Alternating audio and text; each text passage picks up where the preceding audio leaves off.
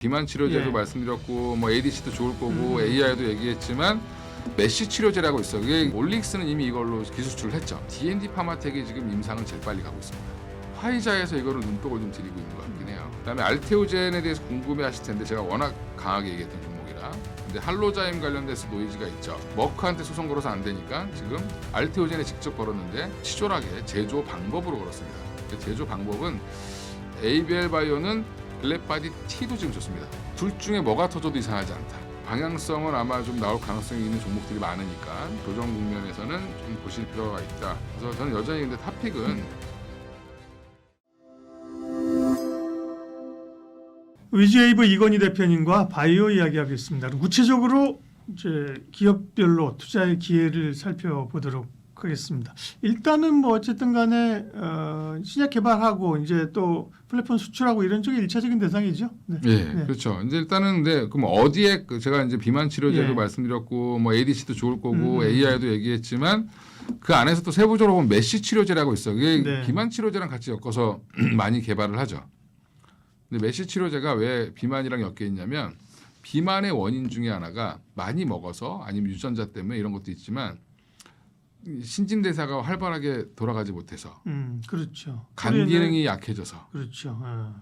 그러니까 우리 간염이 있는 분들이 음. 비알코올성 간염 이런 거 있는 분들이 보면 보통 살이 쪄요.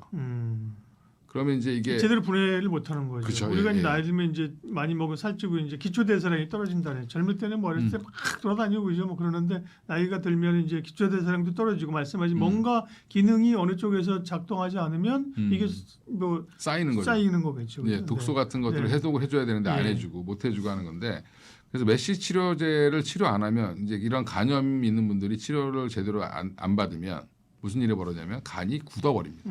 간경화죠. 그게 간경화입니다. 그렇죠. 예. 옛날엔 그걸 모르고 그냥 간이 굳은 상태에서 뭐 거의 다 진행이 된 상태에서 발견되고 뭐 배에 복수가 차고 결국 돌아가시고 이러는데 요거가 이제 간의 섬유화 정확히 얘기하면 간 섬유화를 막아주는 건데 간 섬유화를 막는 치료제가 메쉬 치료제입니다. 그래서 지금 이게 보통 비만 치료제를 개발하는 회사들이 대부분 하는데 한미약품도 하고 있고 올릭스는 이미 이걸로 기술 수출을 했죠. 일라이릴리에. 근데 D&D 파마텍이 지금 임상은 제일 빨리 가고 있습니다. 임상 이상 지금 24주차 지났고 48주차를 기다리고 있는데 데이터가 되게 좋아요. 지금 무슨 고민을 하고 있냐면 여기 뭐 오랄 링크도 있고 뭐 여러 가지가 있긴 한데 지금 메쉬가 제일 중요할 것 같습니다. 왜냐하면 내년에 아마 팔릴 텐데 이 48주차를 결과를 보고 얘를 살 거냐 아니면 미리 살 거냐. 미리 살 거냐. 네. 48주 차면 24주니까 24주면 몇 대? 3월, 4, 6에 3월. 24, 아니 그러니까 24주면 4, 6에 24. 6개월인데? 네. 근데 이제 이미 24주차 지난 지 꽤 됐죠. 예. 그러니까 12주차, 24주차 결과를 봤는데 좋아요. 이 섬유화를 막아주는 효과가 기존의 약보다 훨씬 좋습니다. 근데 중요한 건 48주까지 확인할까 뭐 이런 이제 예. 그래서 지금 그럼 이제 D&D 파마텍이 또 여기 화이자랑 좀 엮여 있잖아요. 네.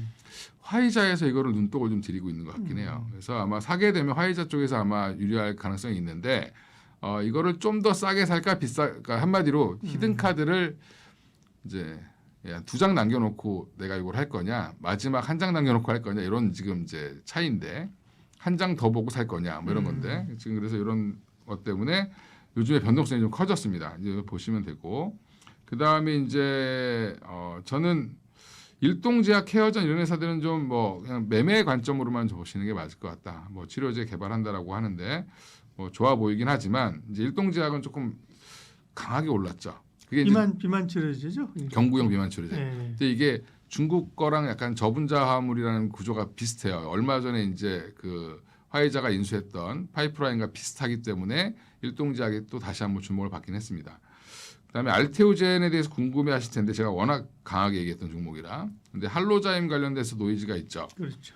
예, 머크한테 소송 걸어서 안 되니까 지금 알테오젠에 직접 걸었는데 좀 치졸하게 제조 방법으로 걸었습니다. 그 제조 방법은 전혀 다른 물질을 제조 방법으로 걸어봐야 이제 성립 자체가 안 된다. 기각될 가능성이 높다라고 보고 있는 것 같고요. 일단 알테오젠은 지금 노이즈를 소화 중인데 이런 노이즈가 나오니까 공매도가 더 심하게 나오죠.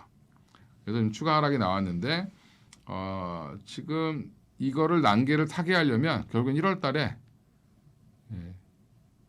신규 계약을 체결하면 됩니다.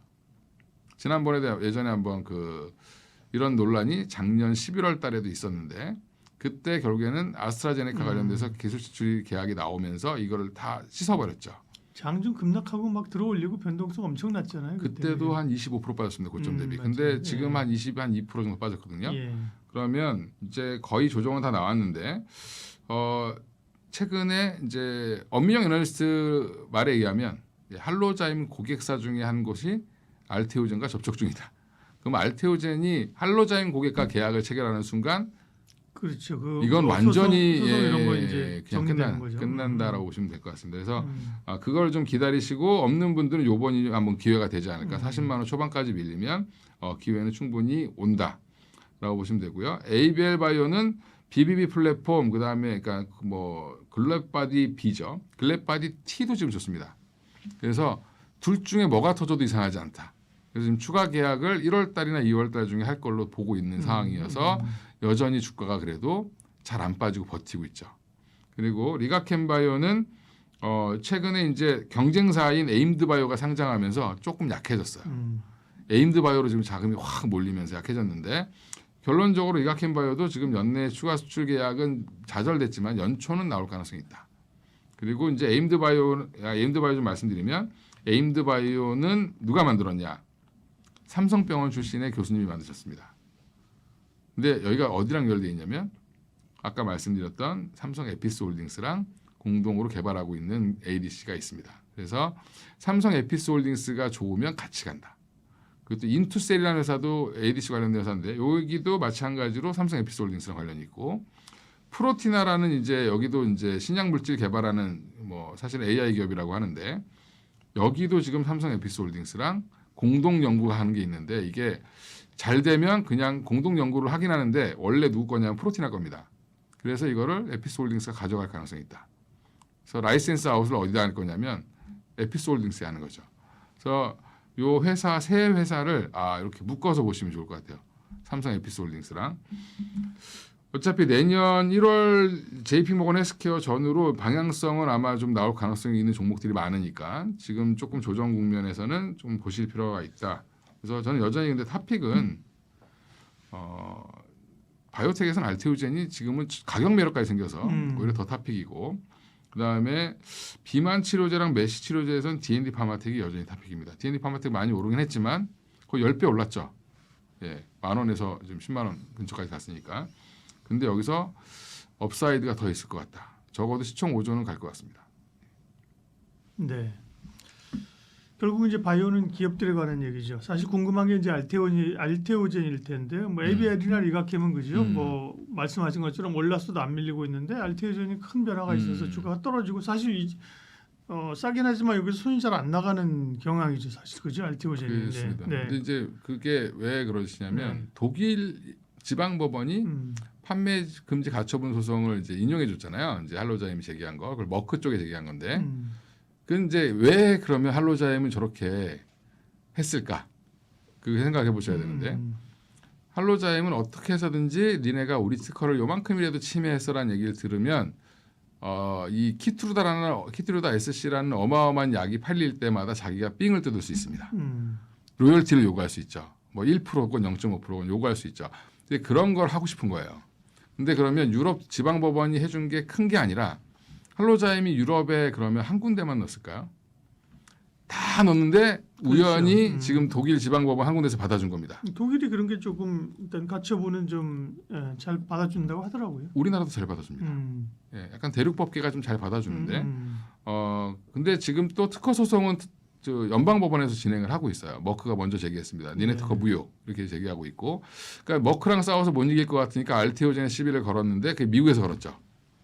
미국에 얼마 전에 이제 특허가 등록이 됐는데 알테오젠께 그걸 가지고 우리 특허를 침해했어 제조 방법으로 얘기를 했는데 그 부분도 사실은 그냥 건 거다. 건 거에 의미가 있지 이게 특허가 무효가 되거나 문제가 될 가능성은 거의 없다.